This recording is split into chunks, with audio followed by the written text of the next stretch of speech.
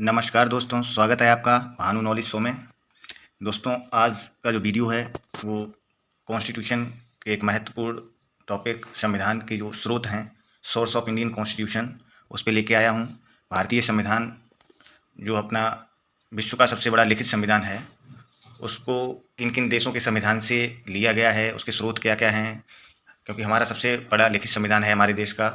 तो इसको बनने में काफ़ी समय भी लगा था, 2 साल 11 माह 18 दिन का समय लगा था। और हमारा देश जो स्वतंत्र हुआ था उससे पहले काफ़ी देश स्वतंत्र थे, ब्रिटिश शासन रहा हमारे देश पे।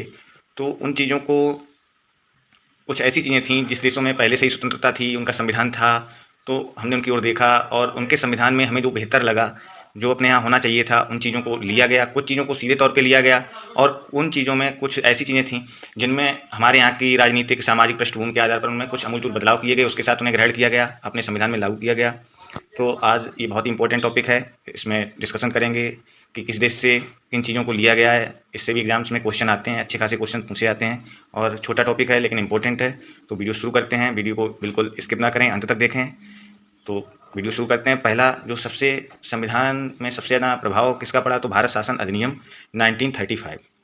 जो भारत शासन अधिनियम 1935 था, इसका हमारे संविधान पे सबसे ज़्यादा प्रभाव था। सबसे ज़्यादा चीज़ें जो महत्वपूर्ण तथ्य थे, बिंदु थे, वो लिए गए अनुच्छेद।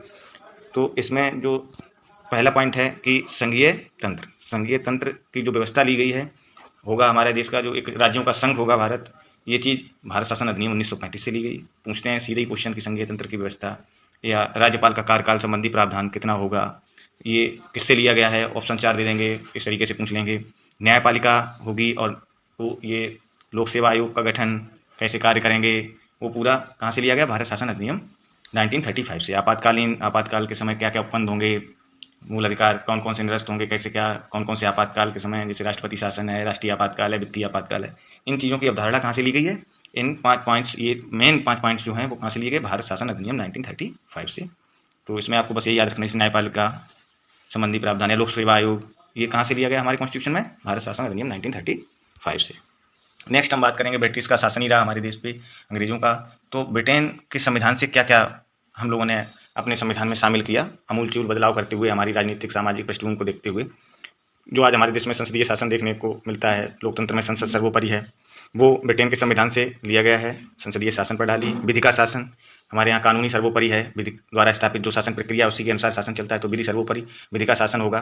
तो ये ब्रिटेन के संविधान से लिया गया। एकल नागरिकता का प्रावधान है हमारे यहाँ, अगर आप किसी दूसरे देश की नागरिकता लेते हैं तो यहाँ की नागरिकता स्वतः ही खत्म हो जाती है। कई देशों में दोहरी नागरिकता का भी प्रावधान है, लेकिन हमारे यहाँ एकल नागरिकता का प्रावधान है। वो कहाँ से लिया गया, ब्रिटेन के संविधान से, याद रखना। मंत्रिमंडल, मिनिस्टर्स होंगे, ये सब, तो ये सब प्रावधान का मंत्रिमंडल प्रणाली, ये भी ब्रिटेन के संविधान से ली गई। और संसदीय विशेषाधिकार जो होते हैं, संसद के जो अधिकार हैं, विशेष अधिकार होते हैं, वो कहाँ से लिया गया है, ब्रिटेन के संविधान से। और द्विसदन व्यवस्था, द्विसदन, हमारी संसद में 2 सदन है, एक उच्च सदन, निम्न सदन। उच्च सदन राज्यसभा है और जिनका कार्यकाल 6 वर्ष होता है। हर वर्ष 1/3 सदस्य जो होते हैं उनके रिटायर हो जाते हैं।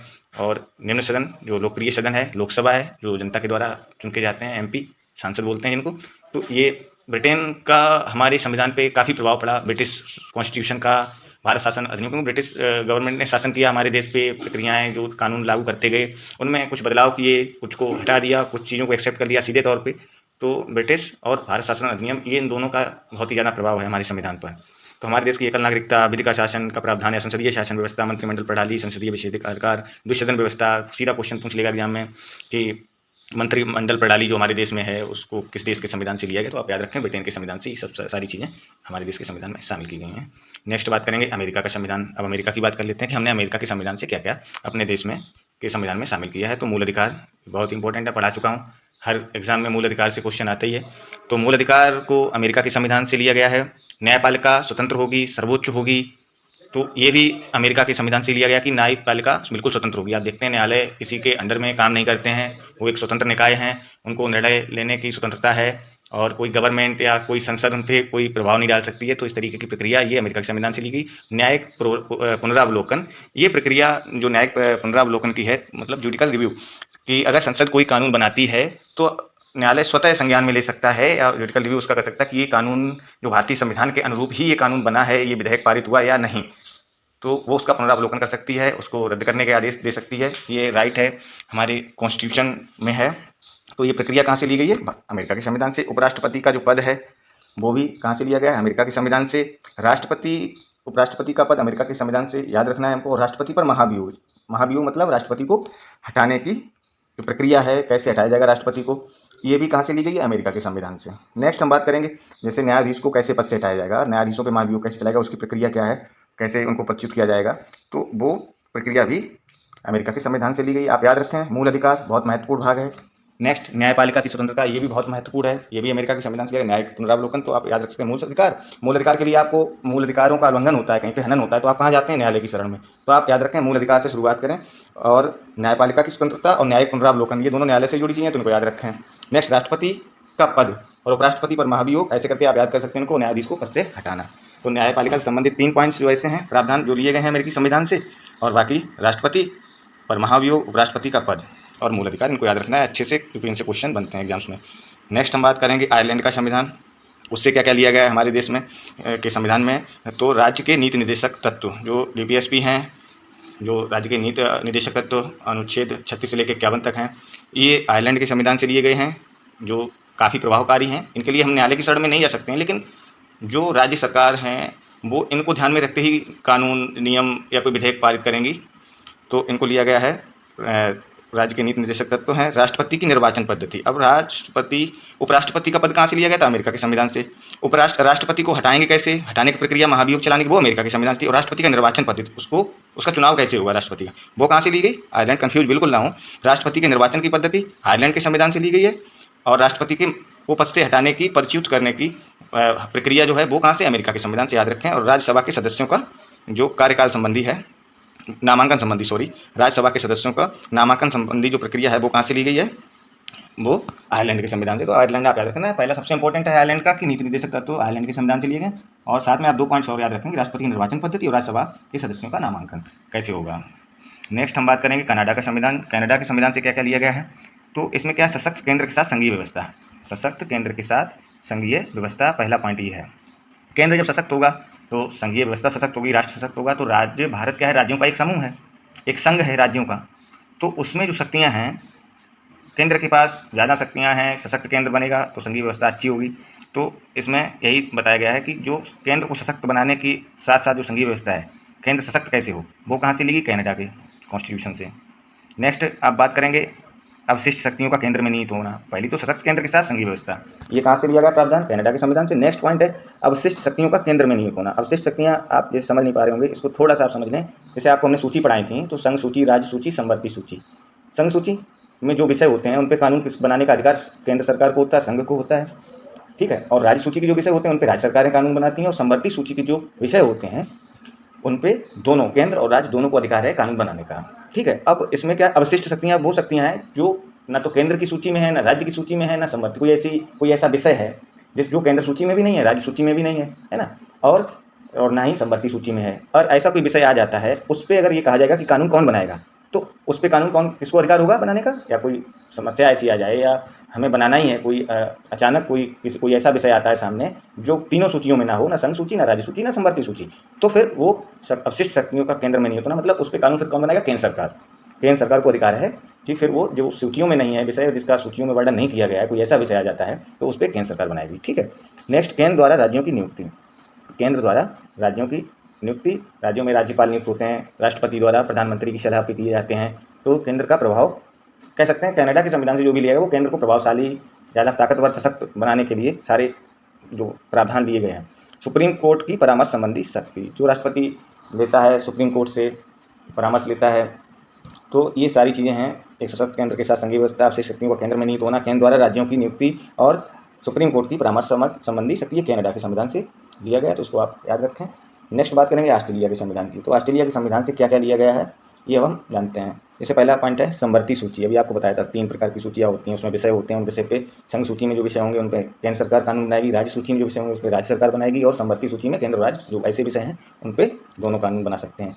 तो समवर्ती सूची, व्यापार वाणिज्य की स्वतंत्रता। समवर्ती सूची कहाँ से ली गई है?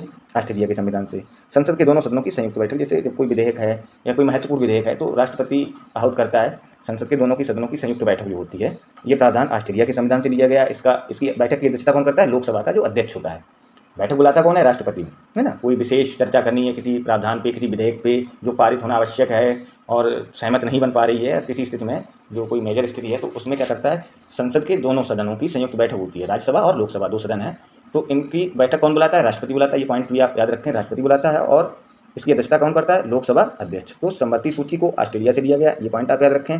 व्यापार और वाणिज्य की स्वतंत्रता, ये भी ऑस्ट्रेलिया से लिया गया। और संसद की दोनों सदनों की जो संयुक्त बैठक का प्रावधान है वो भी ऑस्ट्रेलिया से। 2 पॉइंट हैं, बहुत अच्छे पॉइंट हैं, इंपॉर्टेंट हैं, दोनों याद रखें, पूछे भी जाते हैं। आयरलैंड का जैसे इंपॉर्टेंट था, अमेरिका का भी बहुत इंपॉर्टेंट था, वो भी पूछा जाता है, और ब्रिटेन का तो है ही है सब। तो आप याद रखें, ऑस्ट्रेलिया का संविधान से समवर्ती सूची, व्यापार और वाणिज्य की स्वतंत्रता, ये पॉइंट, और संसद के दोनों सदनों की संयुक्त बैठक, ये क्वेश्चन आया है, कई कॉम्पिटिशन में आया है।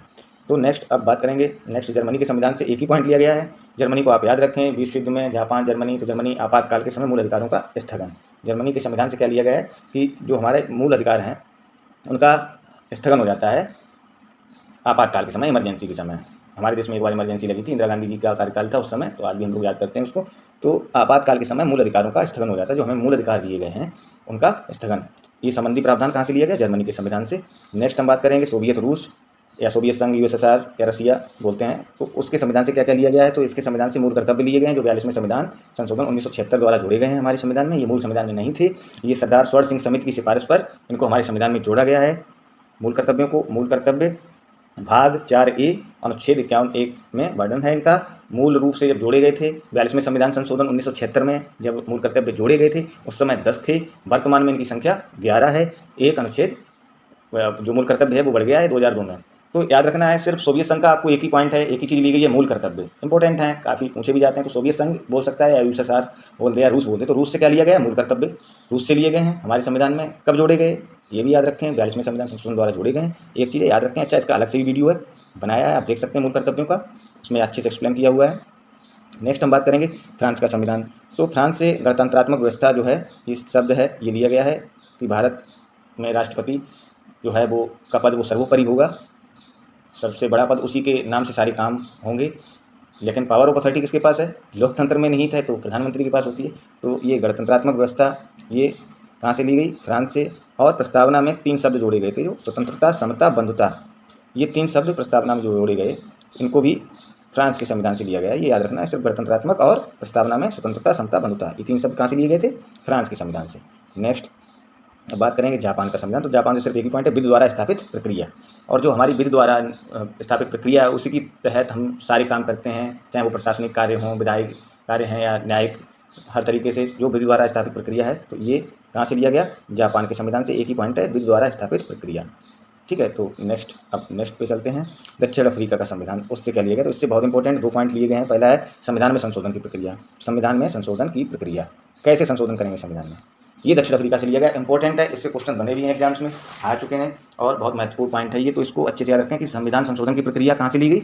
दक्षिण अफ्रीका के संविधान से, साउथ अफ्रीका के संविधान से ली गई। नेक्स्ट है राज्यसभा में सदस्यों का निर्वाचन। राज्यसभा में सदस्यों का निर्वाचन कैसे होगा, उसकी प्रक्रिया क्या होगी? तो वो कहाँ से लिया गया है? दक्षिण अफ्रीका के संविधान से। राज्यसभा में के सदस्यों का निर्वाचन, और ये तो बहुत इंपॉर्टेंट है कि संविधान संशोधन अनुच्छेद जो 368 है उसी के तहत संविधान में संशोधन किया जाता है। तो एक प्रक्रिया है, कैसे किया जाएगा, वो कुछ उपबंध है उसमें, उसके अकॉर्डिंग ही हम संविधान में संशोधन संसद कर सकती है। तो ये याद रखें, संविधान संशोधन की प्रक्रिया बहुत इंपॉर्टेंट है, दक्षिण अफ्रीका के संविधान से ली गई, और राज्यसभा के सदस्यों का निर्वाचन। नेक्स्ट हम बात करेंगे, वीडियो ख़त्म करते हैं। वीडियो में जो भी इम्पोर्टेंट कहाँ कहाँ से लिए गए सारे इसमें जोड़े गए हैं, और किस संविधान से, किस देश के संविधान से क्या लिया, और कौन से ज़्यादा इंपॉर्टेंट है, इसमें भी ऐसे ज़्यादा है नहीं, तो वो आपको सारा एक्सप्लेन किया है। वीडियो अच्छा लगा है आपको तो लाइक करिए, शेयर करिए, कमेंट करिए, और चैनल को सब्सक्राइब ज़रूर करें। Thank you so much everyone.